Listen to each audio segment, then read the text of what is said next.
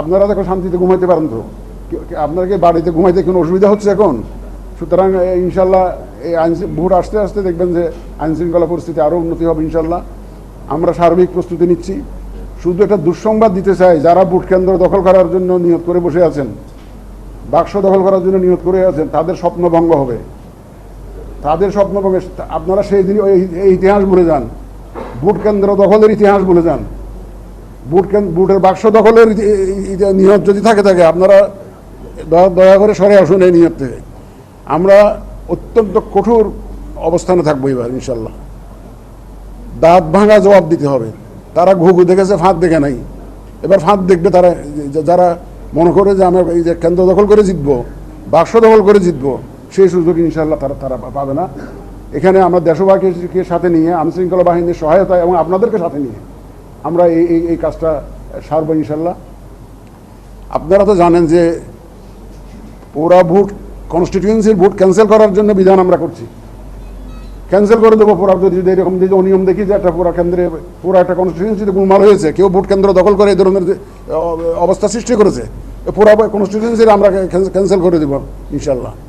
সুতরাং একটা সুষ্ঠু, সুন্দর, গ্রহণযোগ্য নির্বাচনের জন্য যে প্রতিশ্রুতি জাতিকে আমরা দিয়েছি, সর্বশক্তি দিয়ে, যতক্ষণ আমাদের সেন্স আছে, সর্বশক্তি দিয়ে নিরপেক্ষভাবে, প্রফেশনালি, একদম পেশাগত দক্ষতার সাথে ইনশাল্লাহ আমরা এটা মোকাবেলা করব। আপনারা জানেন যে আমি বহু জায়গায় এই কথাটা বলেছি, এই যে সামাজিক যোগাযোগ মাধ্যমে যে অপপ্রচার যেটা হয়, এআই এর অপব্যবহার যেটা হচ্ছে, এটাকে আপনাদের সহযোগিতা আমি চাই। আপনারা দয়া করে একটু অ্যাওয়ারনেস রেজিংয়ে আমাদের সাথে অংশ নেবেন। আমরা এই সম্ভবত সেপ্টেম্বরের শেষের দিকে অথবা অক্টোবর থেকে কিন্তু বিশাল আকারে অ্যাওয়ারনেস রেজিং ক্যাম্পেইন করব। ভোটার এডুকেশন, মানুষকে আগ্রহী করে তোলা। মানুষ তো এই যে ভোটের কেন্দ্রে আসতে চায় না, এই যে গত 15 বছর তারা তো এই অভ্যাসে চলে গেছে এটা। সুতরাং আমরা তাদেরকে ভোট কেন্দ্রে নিয়ে আসার জন্য একটা অ্যাওয়ারনেস রেজিং ক্যাম্পেইন করব এবং আপনাদের সহযোগিতা চাই। সামাজিক যোগাযোগ মাধ্যমে কোনো জিনিস আসলে সাথে সাথে বিশ্বাস যাতে না করে, একটা ফ্যাক্ট চেকিং করে, এটা সত্য মিথ্যা দেখে তারপরে যাতে বিশ্বাস স্থাপন করে, অথবা শেয়ার করলে যদি চায় দেখা মাত্র শেয়ার করে দিবে, এটা যাতে না হয়। আমাদের একটা অভ্যাস হয়ে গেছে কি, নেগেটিভ একটা, নেতিবাচক একটা খবর দেখলে এটা সবাই আগে পড়তে চায়, এটা সবাই আগে দেখে আর বুঝে না বুঝে যাচাই না করে এটা শেয়ার করে দেয়।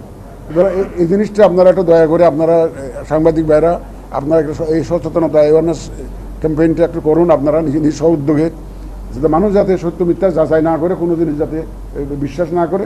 আপনারা দেখেছেন আমরা এবার আমাদের সেনাবাহিনীকে, ডিফেন্স ফোর্সেসকে আইনশৃঙ্খলা বাহিনীর সংজ্ঞার মধ্যে অন্তর্ভুক্ত করার জন্য আমরা উদ্যোগ নিয়েছি, যাতে করে ওই যে আগে যে কি স্ট্রাইকিং ফোর্স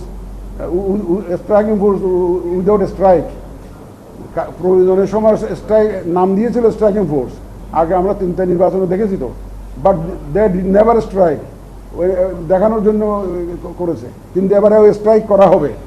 এবার যারা আমাদের সেনাবাহিনী যাতে আইনশৃঙ্খলা বাহিনীর সংজ্ঞায় অন্তর্ভুক্ত হয়, সে উদ্যোগ আমরা নিয়েছি।